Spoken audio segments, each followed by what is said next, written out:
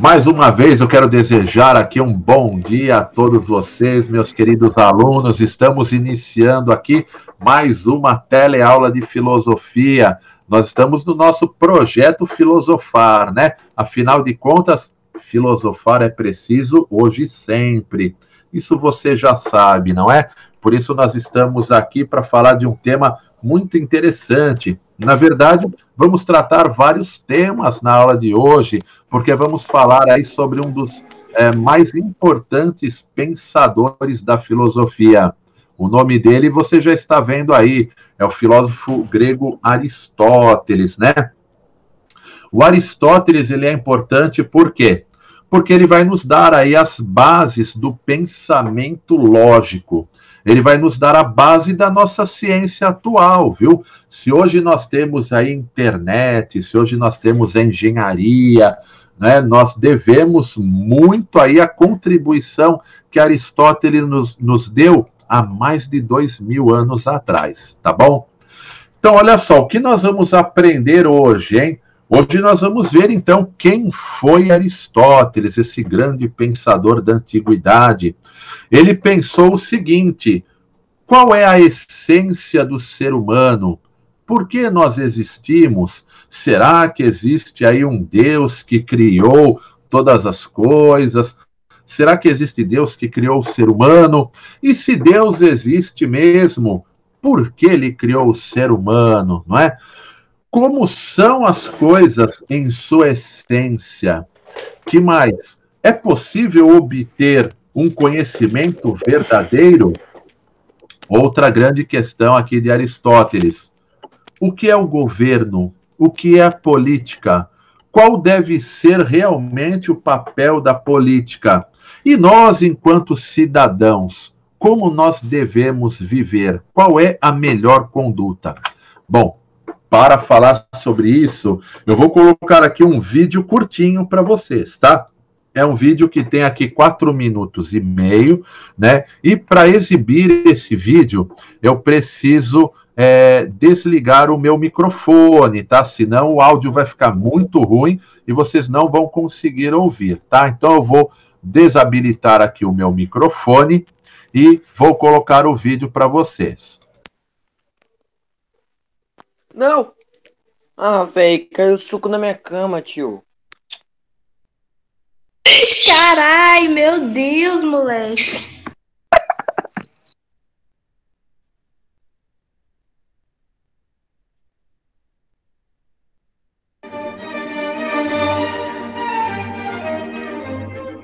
Aristóteles foi o exemplo do homem renascentista, muito antes da Renascença.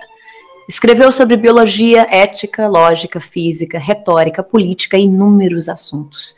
Seu trabalho compreendia a primeira forma sistemática da filosofia ocidental. Aristóteles é também considerado o primeiro verdadeiro cientista da história.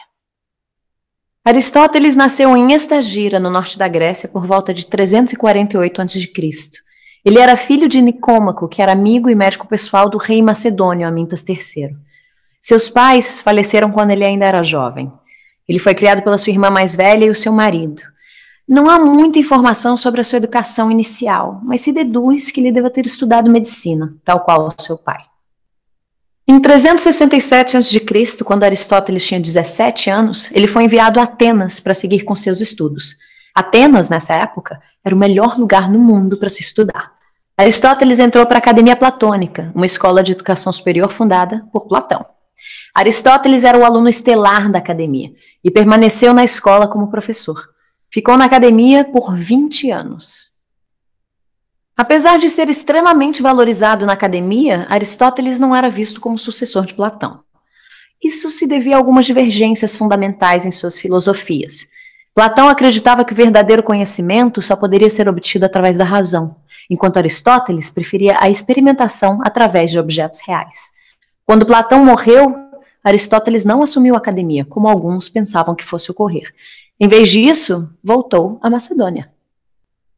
Aristóteles foi reintroduzido ao círculo real na Macedônia. Se tornou mentor do filho adolescente do rei Filipe II, Alexandre, que viria a se tornar Alexandre o Grande. Aos 20 anos, Alexandre assumiu o trono no lugar do pai. Ele unificou as cidades-estados da Grécia e começou uma campanha militar de conquistas.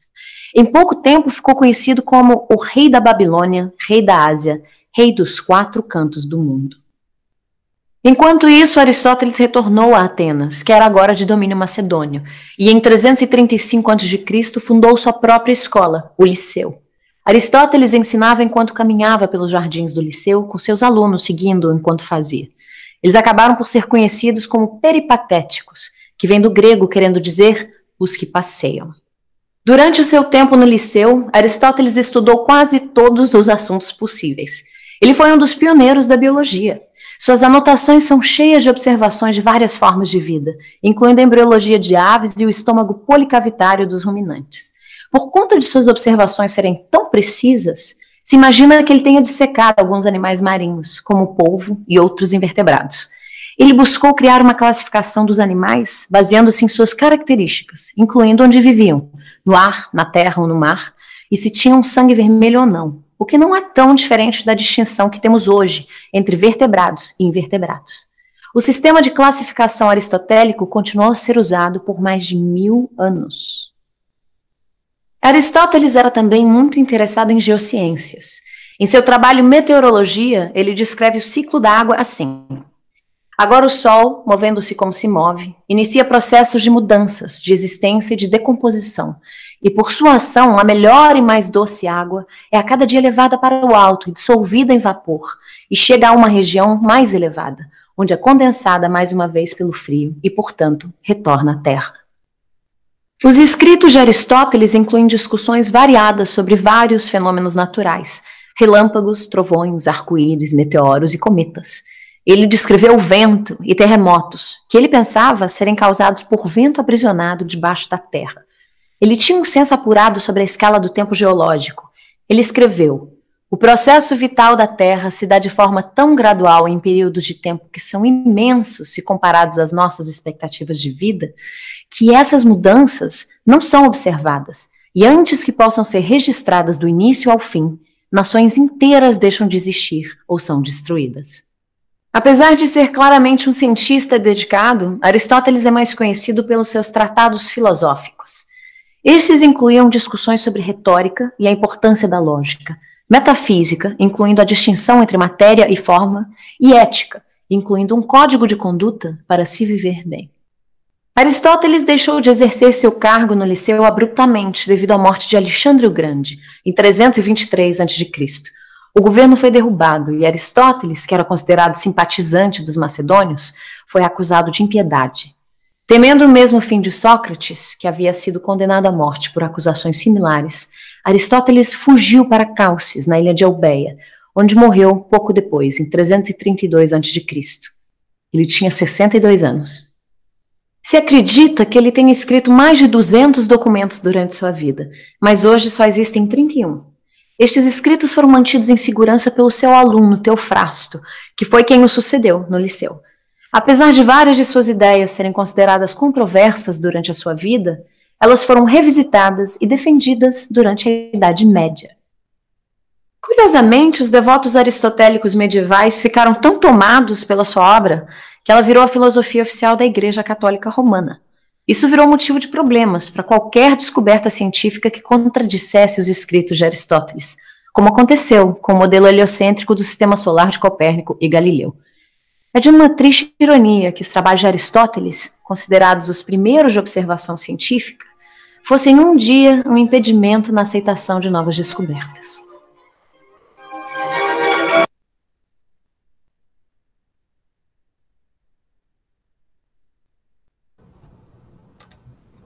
Muito bem, habilitei aqui novamente o meu microfone. Vocês perceberam aí, então, a importância do filósofo Aristóteles. Vocês viram que ele trabalhou em praticamente assim todas as áreas do conhecimento que existiam na época. Então, ele trabalhou na biologia, na física, na química, e claro que hoje em dia essas ideias do Aristóteles elas caíram, evidentemente, né? Hoje nós temos a ciência muito mais desenvolvida, né? Então, claro que as ideias dele já foram aí superadas. No entanto, as ideias dele sobre ética, sobre política, por exemplo, ainda são muito debatidas, tá? Então, olha só, né? Já falamos um pouquinho aí quem foi Aristóteles, e o Aristóteles nos faz uma proposta do que é a ciência e de como ela deve atuar. Então, o pensamento científico, ele vem em oposição ao pensamento do senso comum. Olha só essa imagem aqui, né? Nós vemos aqui a cabeça da pessoa e as engrenagens, não é? Por que essa imagem? Porque, veja bem, no nosso dia a dia, é muito comum nós recebermos aí algumas ideias no WhatsApp, não é mesmo? Recebemos aí muitas ideias também no Facebook, na televisão, no rádio. Mas e aí? O que nós fazemos com essas ideias que nos são jogadas através da mídia? Olha, tem pessoas que recebem aí mensagens no WhatsApp e já saem compartilhando. Não procuram saber a verdade. Ou seja, esse é o pensamento do senso comum. Nós precisamos o quê, segundo Aristóteles? Precisamos de um pensamento científico, nós precisamos desenvolver o nosso intelecto. Não podemos apenas receber uma informação e sair repetindo. Quem faz isso é o papagaio, né? O papagaio recebe aquela informação e repete, ele não tem como pensar aquela informação. Portanto, olha aí a finalidade das ciências, é desvendar a essência do ser. Quando você recebe uma informação, também, qual é a essência dessa informação? Ou seja, quem é que está mandando essa informação? O que essa pessoa quer dizer com essa informação? Seria essa informação fake news, né? Então, o Aristóteles, ele dá muita ênfase nessa questão da ciência. Por Aristóteles, a ciência vai fazer com que nós cheguemos, de fato, a verdade, não é? Então, olha só, o Aristóteles, ele é um cara que ele gosta de experiências, ele acha que a ciência, ela deve experimentar coisas novas, diferente do Platão. Eu acho que, assim, alguns de vocês estavam naquela aula que eu dei também sobre o Platão, né? E o Platão, ele é um racionalista. Já o Aristóteles, ele é um empirista, ele vai dizer o quê?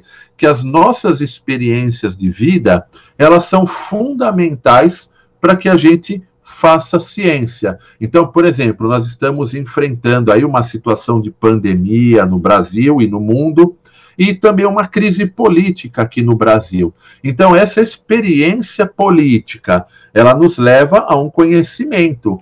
Então, quando nós vimos aí as eleições passadas, né? Nas eleições passadas, você se lembra que tinha vários candidatos à presidência da República, não é? Inclusive, alguém se lembra aí, podem aí ligar o microfone, alguém se lembra dos candidatos que estavam na época da eleição? Alguém se lembra? Alguém que não Quem que você lembra? Era o nosso queridíssimo presidente Bolsonaro, né? O mito. Tinha o Haddad, tinha a Marina também, o Ciro. O Cabo da Silva. Também. Glória a Deus. Isso. Mas então, nós tínhamos aí vários candidatos, né? Tinha o Álvaro Ramos, tinha diversos candidatos. Então, só que assim, vocês se lembram quais eram os candidatos, os dois candidatos que ficaram para o segundo turno? O Haddad. PT e Biruliro.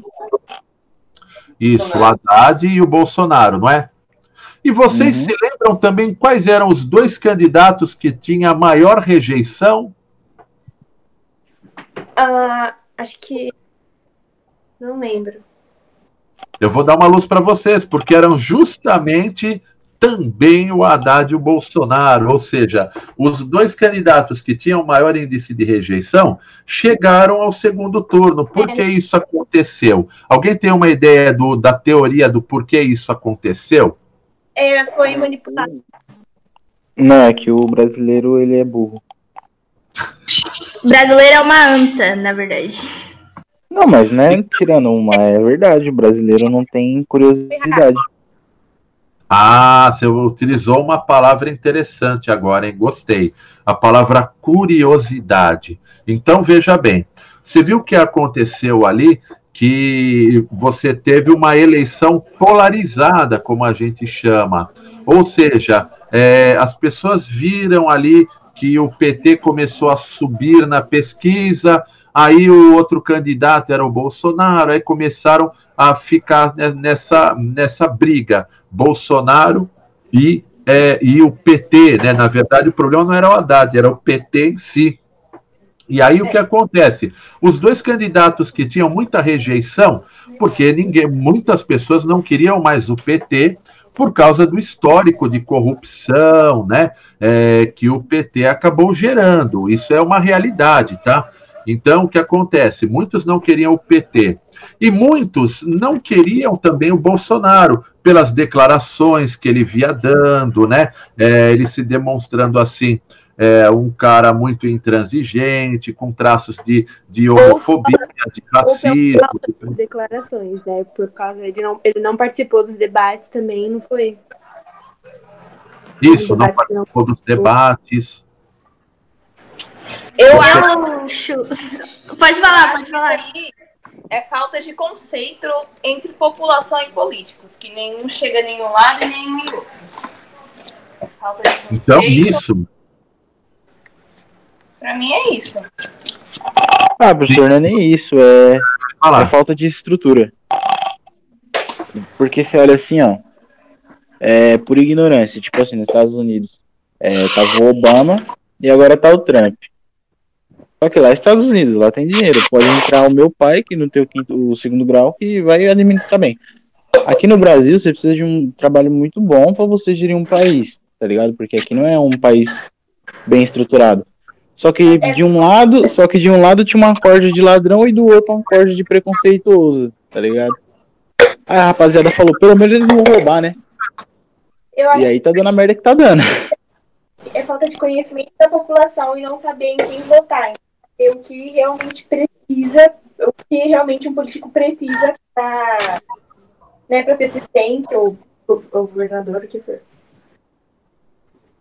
Olha, bacana o pensamento aí de vocês. Vocês falaram, as pessoas, né? Teve alguém ali que falou, o brasileiro é burro, é ignorante, as pessoas não têm conhecimento. Então, veja bem, como nós adquiríamos, então, nós tivemos aí as experiências ruins, né? Então, Aristóteles, ele falava que as experiências, elas nos levam ao conhecimento. Nós tivemos, então, anteriormente, a experiência ruim com o PT, estamos tendo agora uma experiência ruim, né, com o Bolsonaro. Então, veja bem, dentro dessas experiências que nós temos, o que nós deveríamos, então, fazer, né?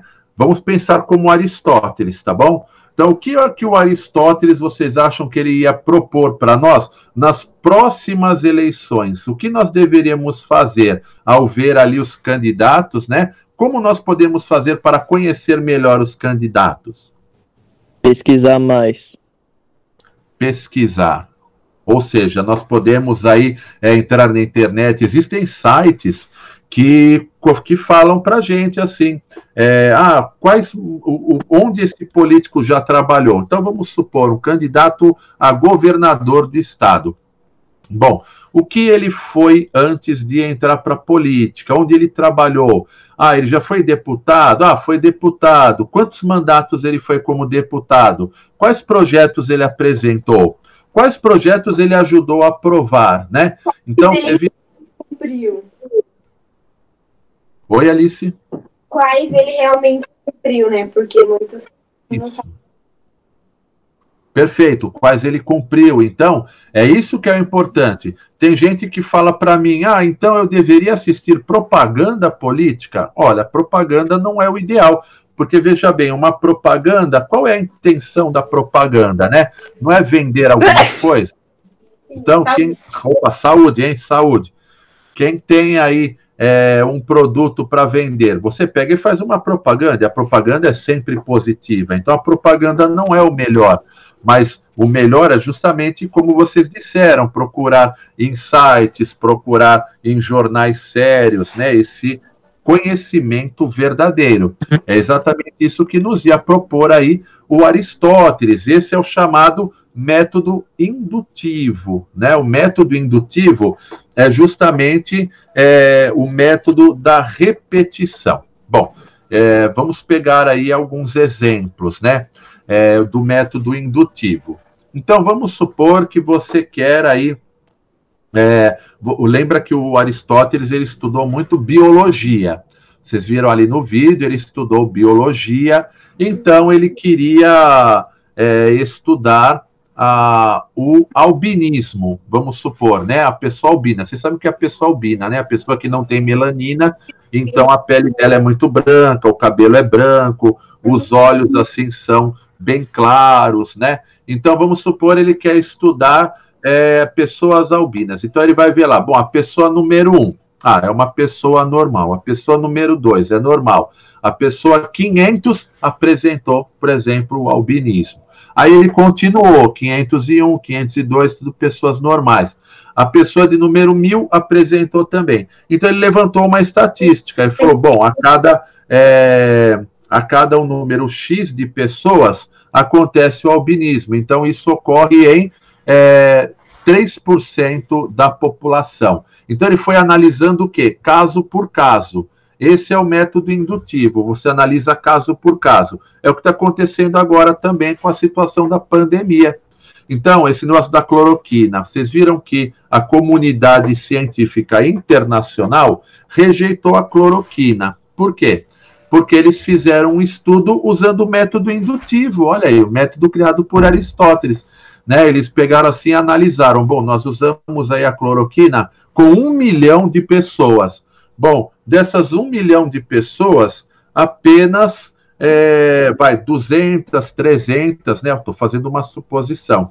Apenas essas pessoas apresentaram algum tipo de melhora e que nem foi por conta do remédio. Bom, então a gente deduz que o remédio não resolveu. Então isso é o método indutivo. Você faz o estudo, você vai vendo, então, no caso 1, no caso 2, no caso 3, né, paciente 1, paciente 2, paciente 1000, 2000, 3000, nós usamos esse medicamento com a quantidade X de pessoas e não vimos um resultado positivo. Então, vamos abandonar o tratamento com a cloroquina. Em contrapartida, fizeram também um estudo usando o corticoides, né? Remédios com cortisol. E aí sim descobriram também pelo método indutivo. Olha, o paciente 1, 2, 3, 500, 600, 1000, 2000, 3000, esses daqui tiveram uma melhora. Em quantos por cento de casos? Em tantos por cento.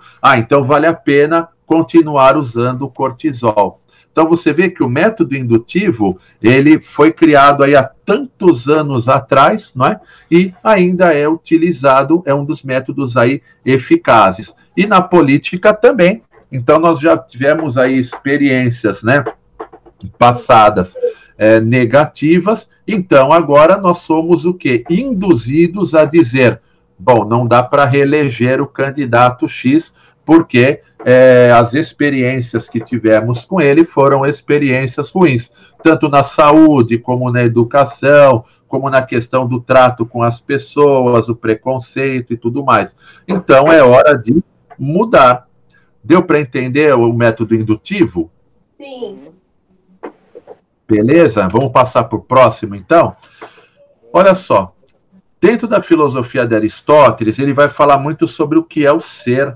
Então, por que nós existimos? Qual é o sentido da existência? Então, assim, o que é o ser humano? Aristóteles vai levantar essa questão também. Então, além de nos ajudar aí com a ciência, deixando para nós esse legado do método indutivo, que é tão usado até os dias de hoje, ele também vai fazer essa reflexão do ser humano. E olha só, pelo slide aqui, nós vemos que ele diz que tudo aquilo que existe, né? Tudo aquilo que existe, o ser humano, o cachorro, o gato, as plantas, tudo é feito de matéria e tudo tem uma forma. tudo que existe, existe em potência, para depois se tornar em ato. E tudo aquilo que existe em substância também tem acidentes. Então vamos lá, né? Para deixar isso bem claro e bem simples de vocês entenderem, vamos começar aqui com a premissa de que tudo aquilo que existe é composto de matéria e forma. Vamos lá então. Vamos pegar um exemplo bem básico, né? Muito provavelmente, nesse momento, vocês estão sentados em uma cadeira. Tem alguém aí, acho que a Ariane é que está em pé ali fazendo o almoço para nós, né? Mas... Eu tô arrumando o quarto. Tô na cama, professor. Eu tô na cadeira, tô com medo agora. Está na cadeira, então vamos lá. Então, assim, se você está numa cadeira, talvez a cadeira ela seja feita de algum tipo de matéria, ela deve ser ou de madeira, talvez seja uma cadeira de plástico. Eu tô ficando com medo já, você é louco? Talvez a cadeira seja de madeira, talvez seja de plástico, ou seja, a cadeira é feita de uma forma, é de uma matéria. Como você sabe, né? Olha só, uma questão interessante.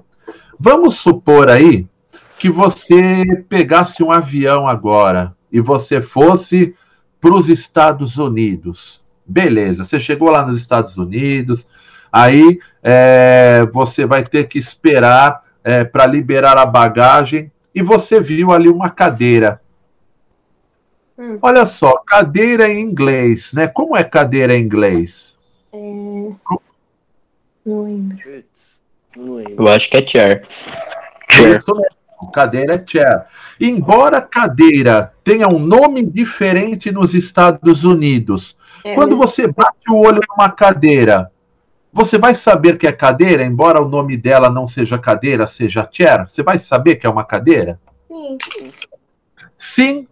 Ou seja, a forma de alguma coisa não depende do nome que ela tem no Brasil, nos Estados Unidos, na China, no Japão, na Suécia, na Dinamarca, nos Emirados Árabes.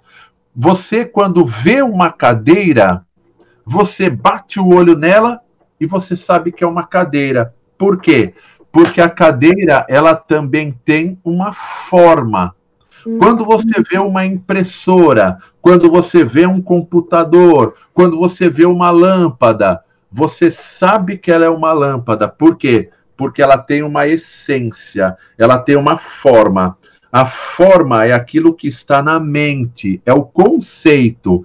Então, a cadeira, ela é feita de matéria, mas ela também tem uma forma. Então, em qualquer lugar do mundo que você for, independente do nome, ela vai ter a mesma forma. Então, você vai identificar e você vai saber, aquilo é uma cadeira, aquilo é uma mesa, aquilo é um telefone celular, aquilo é uma impressora.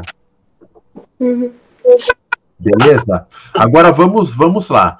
Tudo aquilo que existe hoje, aquilo que existe atualmente, ela existe em ato. Ou seja, esse computador que eu estou usando agora, ele existe em ato. O celular que eu estou usando agora, ele existe em ato. O que é o ato? É atualmente. Mas tudo... Oi? A menor partícula. Nossa, falhou um pouco para mim, Alice. Vocês podem repetir? É uma partícula, que é a menor que existe, não é? Nesse caso aqui, o Aristóteles ele ainda não vai entrar nessa questão da partícula, tá? Vamos tratar assim as coisas pelo que elas existem agora. Então, por exemplo, eu vou pegar um outro exemplo. Você, Alice. Você, Alice, está com qual idade atualmente? 16. 16. Você, então, você é Alice, você tem 16 anos, você é aluna do Paul Hugon, né? Então, o que é a Alice em ato? É essa garota de 16 anos, estudante do Paul Hugon, que tem os seus sonhos, tem os seus pensamentos, mas a Alice hoje é aluna do Paul Hugon. Potencialmente, você é uma estudante da USP. que vai se formar em medicina. Então, assim, a Alice Nhato é uma garota de 16 anos e que estuda no Pogon, mas tem a potência de ser uma estudante da USP e se tornar uma médica, de se casar com um cara legal, ter aí 1, 2 filhos, não é? Então, hoje nós somos uma coisa em ato, amanhã nós somos outra coisa em potência. Essa cadeira, por exemplo, a cadeira que nós estamos sentados agora, ela pode vir a quebrar. Então, vamos supor uma cadeira de madeira, ela quebrou, não serve mais. O que você faz? Você coloca ela para reciclagem. Então, quando você colocou para reciclagem, em potência, ela pode se tornar uma escrivaninha, por exemplo, ela pode se tornar um criado mudo. Então, tudo aquilo que hoje está em ato... Então, a potência é tipo a transformação. É a transformação. Então, você vai em ato, você hoje é uma coisa, você vai se transformar e potencialmente você será uma outra coisa, tá? Então, é isso que acontece. Que mais? Todos nós temos uma substância. Então, vamos pegar aqui o ser humano. Então, nós temos a nossa essência humana. Acidentalmente, né? Então, assim, bom, nós temos aí o que é o ser humano? O ser humano tem 2 olhos, tem boca, nariz, tem 2 braços, 2 pernas, mas você pode, por exemplo, pode acontecer alguma coisa e dentro dessa sua essência, alguma coisa pode dar errado. Isso que pode dar errado é o chamado acidente, tá? É o acidente da matéria. Então, dentro dessa substância, o Aristóteles vai falar que o ser humano, ele existe para criar, o ser humano, ele existe para ser bom, o ser humano existe para ser ético. Então, seria um acidente do ser humano praticar a maldade, por exemplo, tá? Então, a substância é a essência, o para que ele serve. Então, Aristóteles ele vai um pouco além, olha aí, né? Quais são aí as causas do ser, né? Por que o ser existe? Então, ele vai falar, olha, tudo tem uma causa material. Então, o ser humano, né? O ser humano, ele é pele, ossos, tecido, ele é cérebro, ele é estômago. O ser humano é um conjunto de coisas. O ser humano é uma máquina. Opa, tá com sono aí? Não pode ter sono, não. Vamos despertar. Precisa pegar um café aí, ó. Eu tô morrendo de sono também. E aí, professor, mano, meio-dia, velho. Meio-dia é hora de estar dormindo, mano. Nossa. Meio-dia, hora de estar dormindo? Eu tô, Se fosse eu tô... meia-noite. E meia-noite? Meia-noite ela está jogando videogame? Ah, tá ligado, né? Professor, se o ser humano existe pra criar, pra que existe outros animais, tipo pernilongo? Tudo bem que é um inseto. Nossa, adorei a sua pergunta, viu? Pra incomodar as pessoas, ué. Na verdade, assim, ó, tudo que existe hoje, lembra aquele lance lá da potência e do ato, né? Então, veja bem, tudo aquilo que existe, de fato, ele tem uma causa final. O que é a causa final? É uma finalidade. Então, veja bem, o pernilongo, a mosca, são alimentos do sapo, são alimentos da aranha, né? Então, tudo aquilo que existe tem um sentido, ou seja, nós vivemos num universo. O universo é o conjunto da totalidade de seres. Então, por que existe o ar? O ar existe para que a gente respire. Por que existe o pé de alface? Para que nós e outros animais possam se alimentar. Por que existem as bactérias? Você imagina um mundo sem bactérias? O lixo... Legal. Então, né, poderia ser legal... Meu filho, tem bactéria em você, como assim? Se o mundo não tivesse bactéria, meu parceiro, você não ia poder comer. Existem bactérias boas, né? Ô, professor, não é Uma das ruins. meio narcisista achar que, tipo, só existe ar pra gente respirar? Tipo, o ar tá aí por causa da ciência, tá ligado? Tipo, só existe alface porque você precisa comer. Na verdade não existe ar, pra gente respirar. Na verdade existe o ar. A gente respira o ar porque a gente foi evoluindo no planeta pra ser assim. Mas se não existisse, a gente evolui pra não. Ia ser muito mais stonks, porque a gente não ia precisar de ar. Nossa, o pessoal da sala são tão inteligentes, né, Alice? Nossa. Como assim? Não, mas peraí, deixa eu tentar entender o pensamento da Fran. Porque veja bem, Fran, vamos supor que não existisse o ar. Então, logo não existiriam os animais que respiram. Não seria isso? Ia ser muito mais legal. Só que você falou de um jeito que parecia que as coisas só existiam pro ser humano e ao mesmo tempo isso é muito confuso e não tem muita lógica, porque na verdade o ser humano é só mais alguma coisa no planeta Terra, sabe? É que o professor falou que a gente... É que o ar existe pra gente respirar, mas tipo, o ar existe e a gente que respira o ar. Não ele existe o ar pra gente tá aí respirar. se a gente existisse ou não, tá ligado? O ar ainda ia estar aí pra gente. Ou não. É o que eu tô tentando dizer. Então, mas assim, ó, quando aí vamos tentar, por exemplo, fazer um caminho já pensando em outras teorias. Vamos ligar, por exemplo, né, a teoria evolutiva. Então, veja bem, tudo aquilo que existe não foi assim, não é que surgiu o ar e aí depois surgiu o ser humano, né? Tudo foi surgindo em função de outras coisas. Então, tudo foi surgindo ao mesmo tempo que junto, tudo foi surgindo porque existiu alguma coisa anteriormente. Então, se não existisse o ar aqui, existiriam talvez outros tipos de seres que não o humano, que não o cachorro, que não o pé de alface, porque o pé de alface também respira ar, né? Não faz fotossíntese lá? Faz fotossíntese e respira, precisa do ar. Então, se não tivesse o ar, existiriam outros tipos de seres. Então, os seres que existem, eles existem nessa cadeia que você está vendo aí. Você está vendo ali o ciclo, mas os peixes não precisam de ar. Mas o peixe respira também. Porque quando você tira ele do mar, ele pega e ele não consegue sobreviver. É que o tipo de respiração dele é diferente.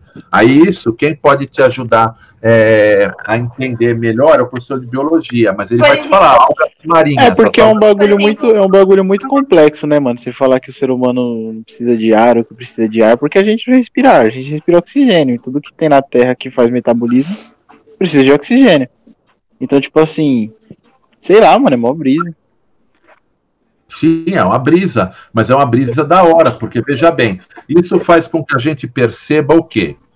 Que nós vivemos num ecossistema. Então, nós precisamos do ar. Então, se nós precisamos do ar, isso é um fato. É o ato. Lembra aqui do lance do ato e da potência? Em ato, aqui, forma, ato, substância, tudo isso aqui está ligado. Então, veja bem, nós precisamos do ar. Isso é um fato. Não dá para negar. Então, se nós jogamos poluentes na natureza, nós estamos nos autodestruindo. Então, é isso que vai dizer o Aristóteles. Nós vivemos num ecossistema onde nós precisamos dos animais, nós precisamos da bactéria que vocês falaram. Vocês sabiam que no nosso estômago existem aí tipos de lactobacilos, né? Nós temos temos a flora intestinal. O que é a flora intestinal? É composto também de bactérias, ou seja, as bactérias, na verdade, elas não são ruins. Agora, quando você come uma coisa estragada, aí sim aquela bactéria foi nociva para você. Mas essa bactéria que foi nociva para você, ela é importante para decompor os alimentos. Já pensou se tudo que vai para o lixo não fosse decomposto? Se tudo que foi para o lixo não fosse decomposto, a gente já estaria vivendo numa pilha de lixo. Então, a bactéria, ela é importante. Então, nós vivemos num ecossistema. Então, tudo isso está interligado. Por isso que o Aristóteles estudou muito a biologia, e aí ele estudou o ser. Então, ele falou, olha, tudo que existe está ligado. Vocês viram lá no vídeo que ele estudou até o polvo, né? Ele fez uma dissecação do polvo, né? Aquele animal que vive, que é marinho. Então, assim, para entender como são os seres aquáticos, como são os seres que voam, né? Como são os anfíbios.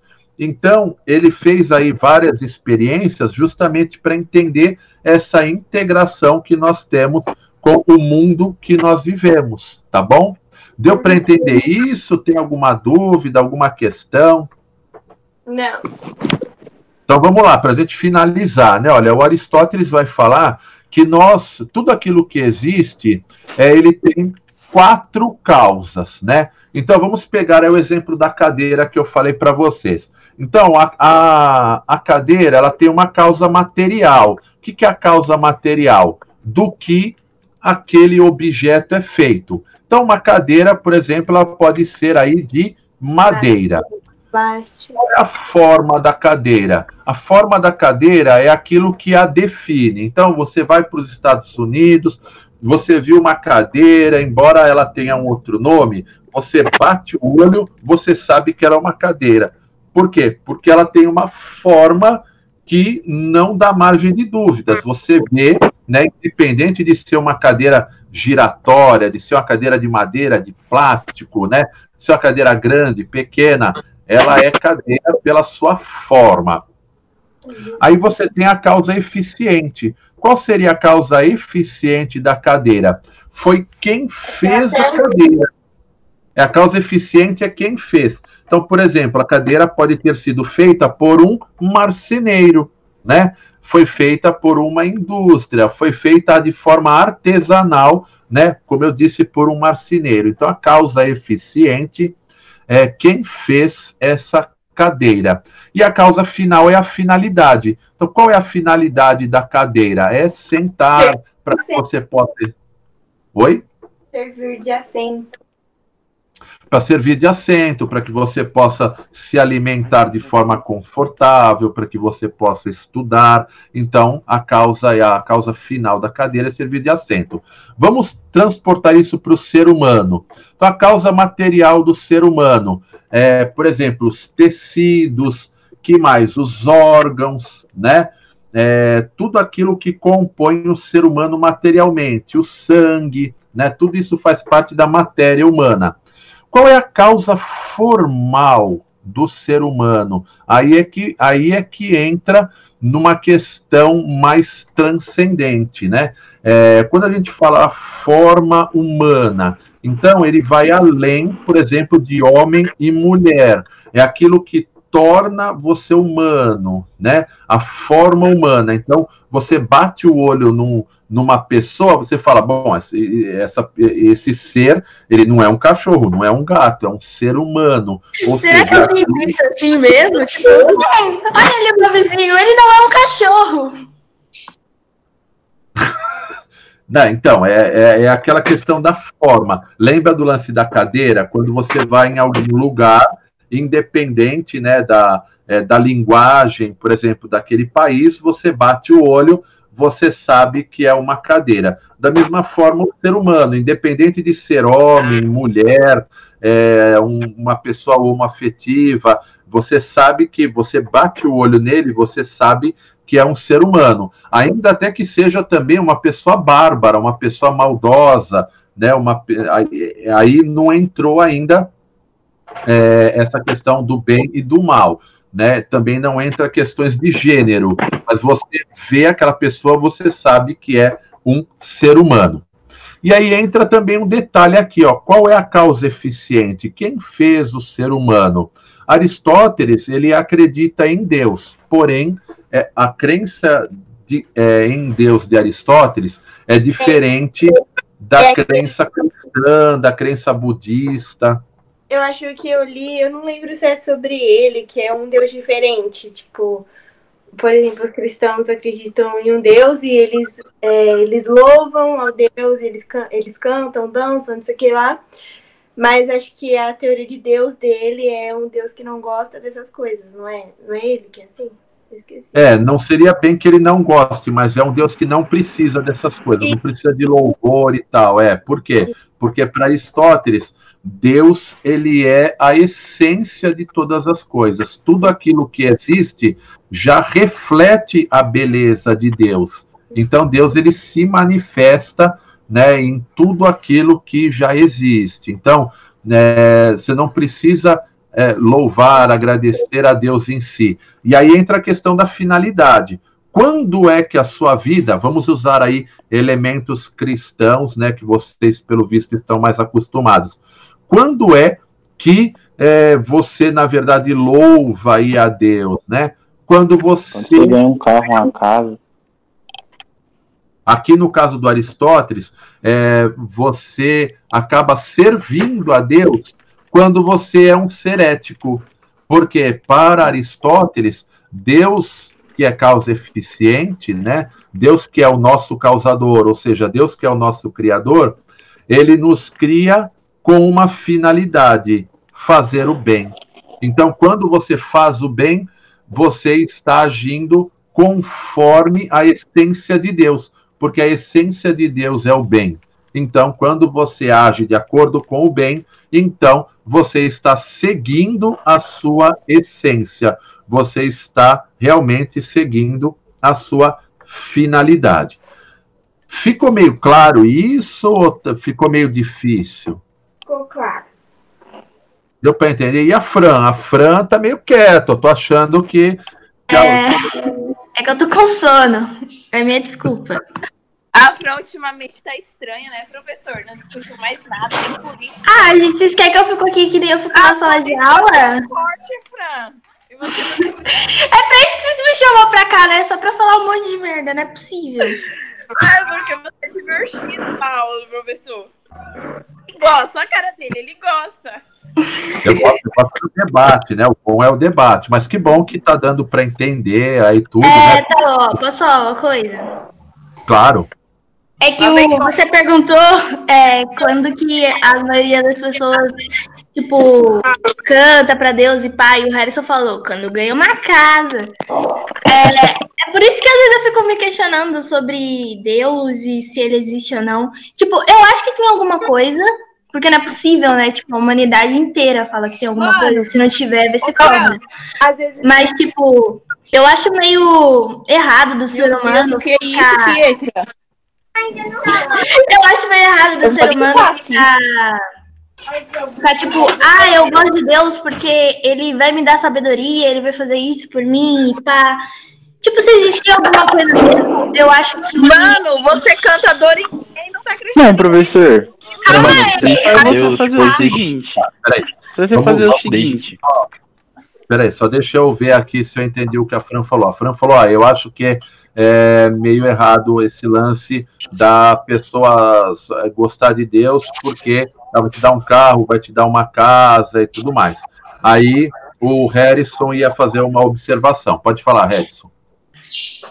Não, é tipo assim, esse negócio de falar assim, que Deus vai me dar tal coisa e tudo mais, eu acho que não é querendo generalizar, não é sendo preconceituoso de forma alguma, pelo amor de Deus, que se tiver alguém aqui que é dessa religião, não se choque, mas geralmente isso acontece no catolicismo e no evangelho, tá ligado?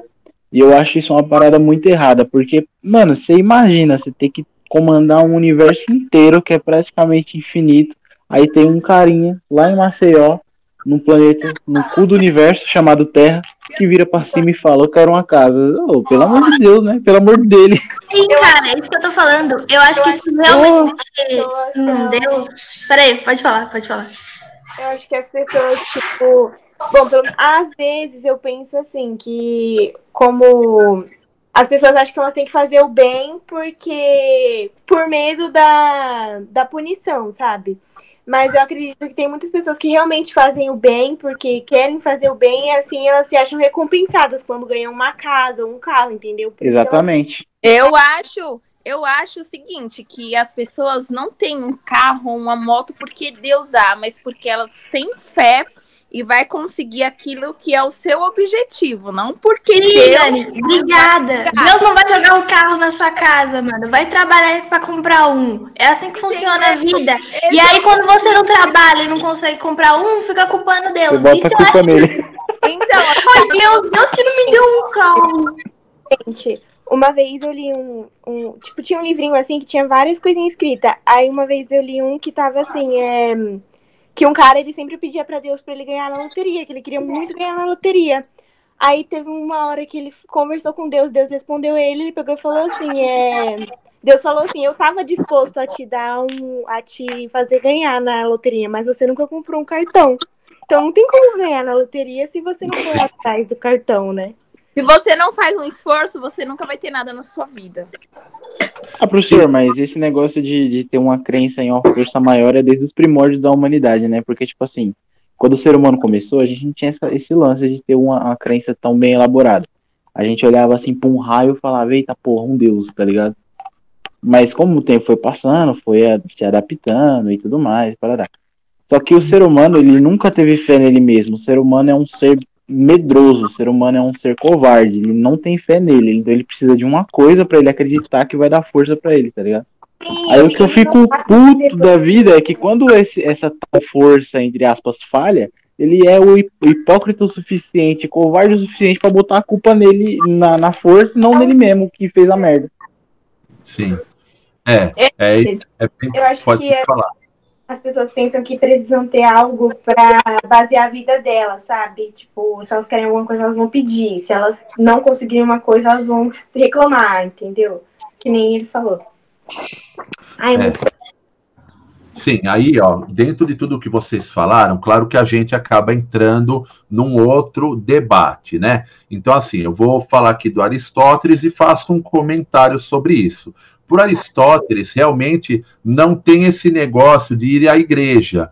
Para ele, Deus não é uma coisa de igreja, então, de louvor, de acreditar, assim, de fazer pedidos, né?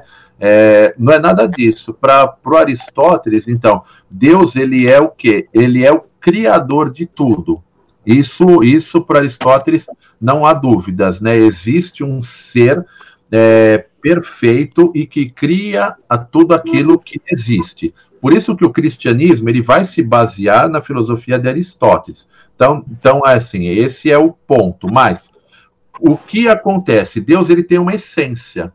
E Deus cria as coisas em harmonia. Por isso que eu falei para vocês, tudo está em harmonia. Então, se existe bactéria, é porque tem que existir a bactéria. Se existe o pernilongo, então tem que existir o pernilongo. Nada existe por acaso. O Aristóteles ele vai sempre nessa linha. Existe um ecossistema e para que esse ecossistema funcione, todas essas coisas são necessárias. Mesmo esses mosquitos que podem transmitir doenças como dengue, chikungunya, a bactéria, né, que dependendo da bactéria que entrar no nosso corpo, pode inclusive nos levar à morte. Mas todas essas coisas, elas são necessárias.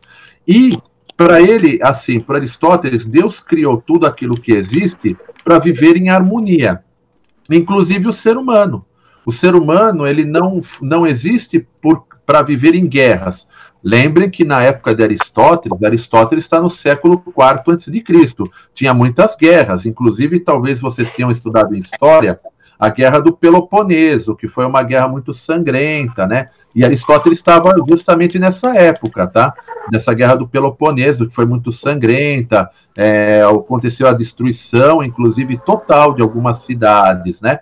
Então, o Aristóteles ele falou, olha, a finalidade não é a guerra, a finalidade do ser humano é justamente a harmonia, e a guerra é uma grande desarmonia, porque leva ao prejuízo e não à construção. Então, professor, me explica aí por que, tipo assim, o ser humano é desse jeito. Não sei se você gosta de videogame. Gosto, eu gosto de videogame. Você viu que lançou hoje o The Last of Us 2? Não, eu não cheguei a ver, mas beleza.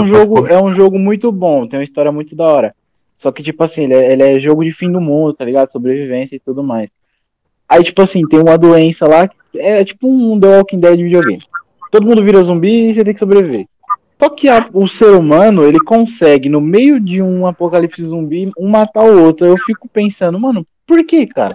Chega no seu amiguinho ali, que é um primata do gênero homem igual você, sabe? Fala assim, ô amiguinho, vem comigo aqui, vamos se proteger, porque a gente é da mesma espécie. Se eu morrer, não tem proliferação de humano, a gente se extingue. Mas não, os caras querem ficar dando tiro neles mesmos, não entende isso aí. Então, eu vou te explicar assim, ó. Claro, esse não era o centro da aula, mas vamos lá. O Aristóteles ele vai dizer o seguinte, olha, o que é o bem? Ele vai fazer uma reflexão sobre o que é o bem. E ele vai chegar a uma conclusão, que é isso que eu vou explicar para vocês. Então, veja bem. Vamos pegar um exemplo. O que é uma pessoa cega? Ela tem deficiência ocular? É uma pessoa que não tem a visão, né? Tem a deficiência ocular, ou seja, o cego é uma pessoa que não tem visão. Então, a cegueira, ela é um atributo ou ela é a falta de um atributo? A falta? Ela falta. É uma falta? Na minha concepção, ela é os dois. Nenhum dos dois, porque no mesmo tempo que ela perde a visão, ela ganha outros sentidos. Não, ela não ganha, só fica mais apurada. Os outros fica, tipo, mais foda só. Mas, tipo, ela perdeu a visão. Tipo, no caso, é os dois, porque, tipo, ela perdeu a visão, mas ganhou o atributo de outras coisas mais da hora e ao mesmo tempo ficou cega, entendeu? Ah, não, então, mas vamos firmar só na cegueira em si. Ela, lógico, a pessoa ficou cega, por exemplo, ela vai acabar desenvolvendo outros atributos, como o tato, por exemplo, mas vamos nos prender só à cegueira. Então, quando a gente fala da cegueira em si, né, ela é a falta de um atributo, que é o atributo da visão. Então, para o Aristóteles, o que é o mal da cegueira? Ela não é uma essência, ela é justamente a falta da essência, é a falta de um atributo. A cegueira é falta de visão. Então, o que é o mal? O mal é a ausência do bem. O bem é a visão. O bem é a visão, nesse caso. Então, a cegueira é a falta de um bem. Qual é o bem? A visão. Da mesma forma, uma pessoa, nós fomos criados para o bem, para fazer o bem. Então, a pessoa que faz o mal, falta a ela o quê? Falta valores morais. Então, para o Aristóteles, todo mal é falta de um atributo. Então, quando essa pessoa ela pratica o mal, faltou a ela a inclinação para o bem moral. Ou seja, faltou moral, faltou, né, essa inclinação para fazer o bem. E isso não é a essência do ser. A essência do ser é o bem. Quando lhe falta um atributo, então ele tem ausência desse bem. E isso é um acidente. O certo é a pessoa ser boa. Por exemplo, o certo é você ter 2 braços. Pode te acontecer um acidente e você não ter um braço. O que é esse acidente? Se a pessoa já nasceu sem braço, o acidente foi na concepção, por exemplo. Aconteceu algum problema na gestação daquela mãe e esse problema gerou a ausência de um bem, que é ter o braço. Ariane queria falar alguma coisa? Não? Acho que ela tá falando com a mãe dela. Não, beleza. Então é isso, tá? Então, para Aristóteles, o mal é a falta de um bem. Então, quando a pessoa faz o mal, quando ela quer uma guerra, está faltando a ela a inclinação para o amor, está faltando a inclinação para a justiça, está faltando valores morais, tá bom? Para a gente finalizar, deu para entender esse lance do Aristóteles? Sim. Todo mundo deu para entender? A Fran ali também conseguiu... Saquei. Entendi. Sacou? Beleza, tá bom. Então eu falei até um pouquinho aí, adiantei nessa questão do conceito de Deus, né? Porque para o Aristóteles, veja bem, Deus ele é que nem um motor. Então você pega o motor do carro, ele te leva, né, para algum lugar. Então Deus ele é um motor, ele leva o mundo ao movimento. Então o mundo está em movimento, está mesmo, né? Que nós agora estamos fazendo para o nosso mundo, né? O nosso planeta Terra, ele está fazendo aquele movimento de rotação e está fazendo um movimento de translação. Além desse tipo de movimento, existe outros tipos de movimento. Hoje estão nascendo pessoas e também estão morrendo pessoas. Hoje as pessoas estão estudando, as pessoas estão trabalhando, ou seja, está tendo um movimento. E Deus, ele é esse primeiro motor. Deus é aquele que colocou tudo em movimento. Então, Deus já fez a parte dele. Por isso que não precisa ficar louvando, agradecendo, pedindo. Deus já fez a parte dele. Ele colocou o universo em movimento. Cabe agora aos próprios seres continuar esse movimento. E como que continua o movimento? Dá uma olhadinha nessa parte aqui do slide que eu estou passando o mouse, ó. Todas as coisas tendem àquilo que é bom, belo ou inteligente. Então, esse primeiro motor, que é Deus, ele pôs tudo em movimento de acordo com essa harmonia que eu falei anteriormente. Ou seja, tudo aquilo que existe tem que existir. O pernilongo, a bactéria, o ser humano, o cachorro, o gato, ou seja, tudo está em movimento e tudo está em ato puro. E tudo isso que está em ato é perfeito, tá? Então, tudo isso funciona dentro dessa harmonia, né? Dentro dessa harmonia, então, tudo que vive tem que estar nessa harmonia. E como nós, seres humanos, temos que viver? Mantendo essa harmonia. Então, nós temos que olhar para o universo.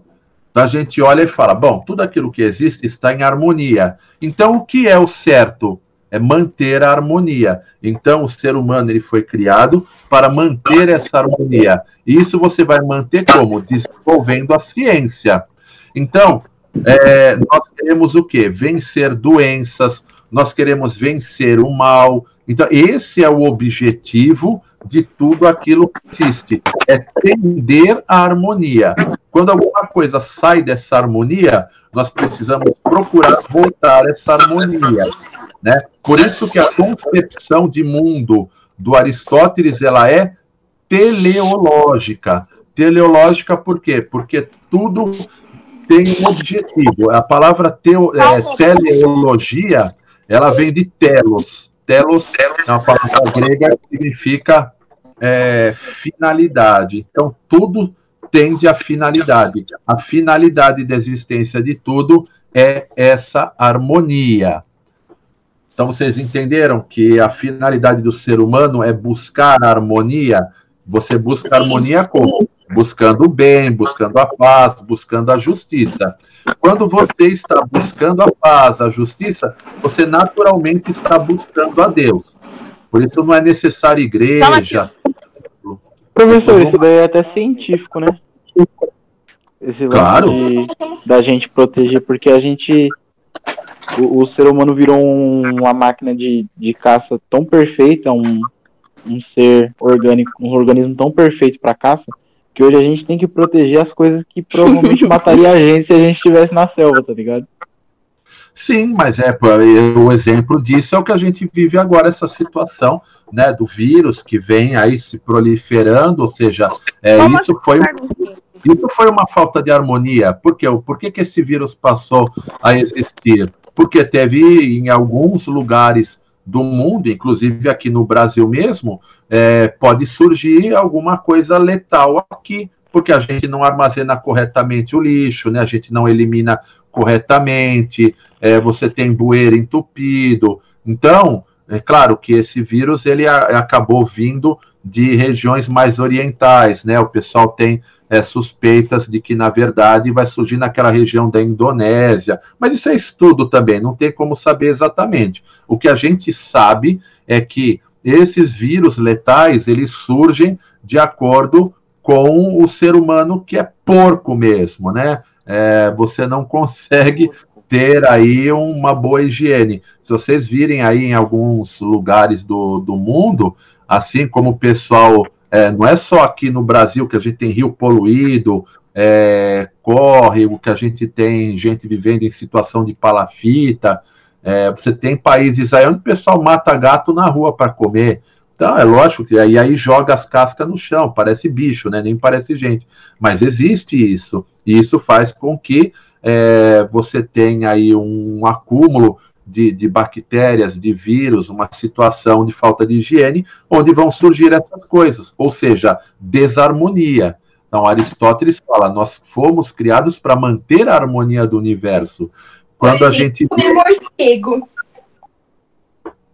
Exatamente. Nossa, como é que pode isso? Tem gente que come morcego? Imagina. É um absurdo. Então, eu não julgo porque da onde a família veio, comida estranha é o que não falta, né? Não, então, mas veja bem. Uma coisa é você manifestar uma necessidade momentânea. Talvez a pessoa esteja lá passando fome e desenvolve uma necessidade momentânea daquilo, por falta de governo, sei lá. Então, assim, não é que a gente está julgando, eu não estou julgando a humanidade, julgando um determinado país, mas é o quê? É a falta de higiene de um modo geral. Então, a falta de conhecimento, é isso que é julgado. Agora, nós não somos responsáveis só por quem mora na nossa casa, nós somos responsáveis pelo planeta que nós vivemos.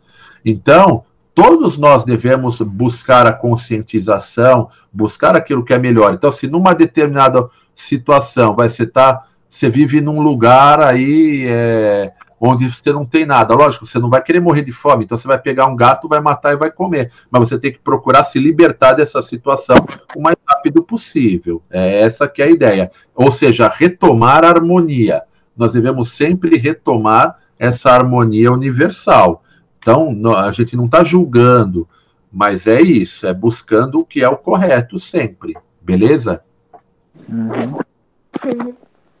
Bom, maravilha. Então, para finalizar, então, nós percebemos aí que o Aristóteles, ele quer fazer o quê? Com que a gente perceba que o ser humano ele foi criado para a virtude, né?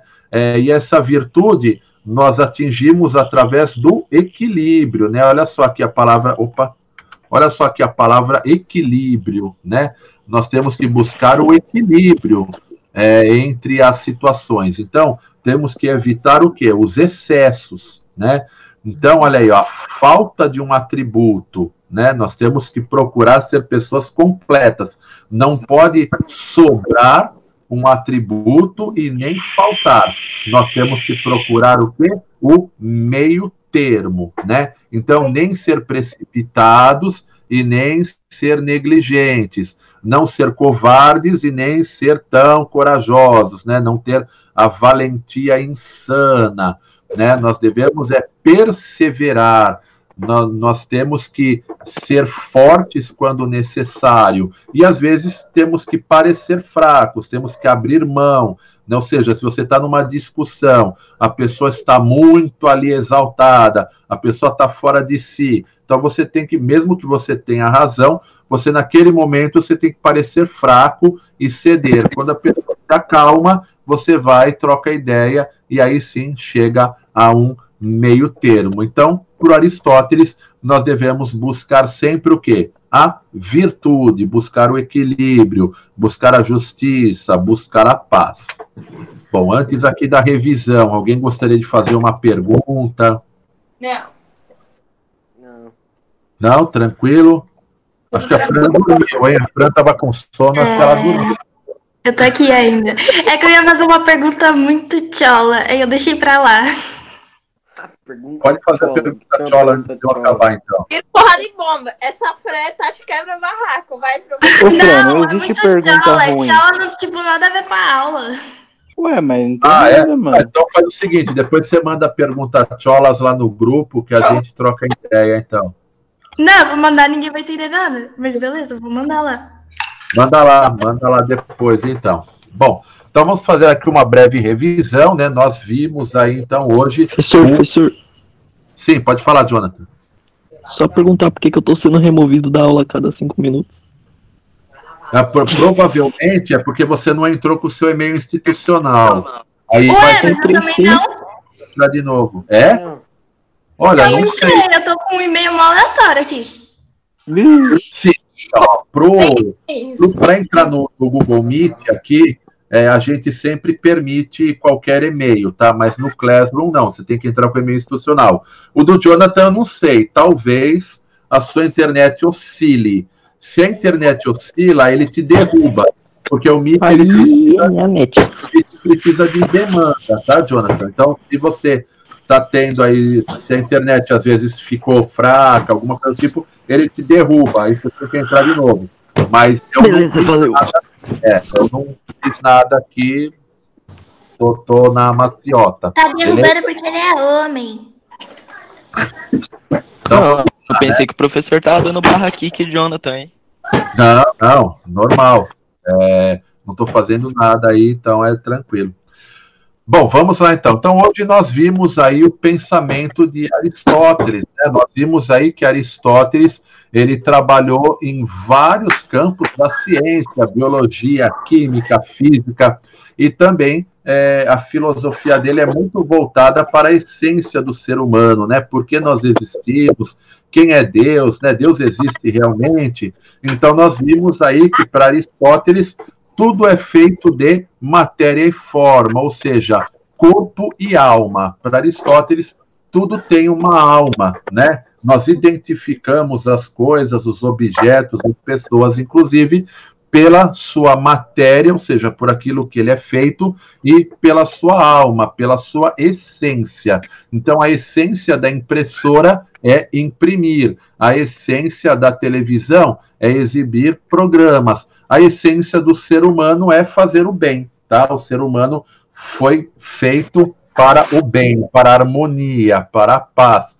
Quando ele tende para a maldade, isso é um acidente do ser, porque a essência dele é o bem. Então é isso que nós temos que buscar. Aristóteles vai dizer que a ciência, ela deve ser comprometida com a verdade.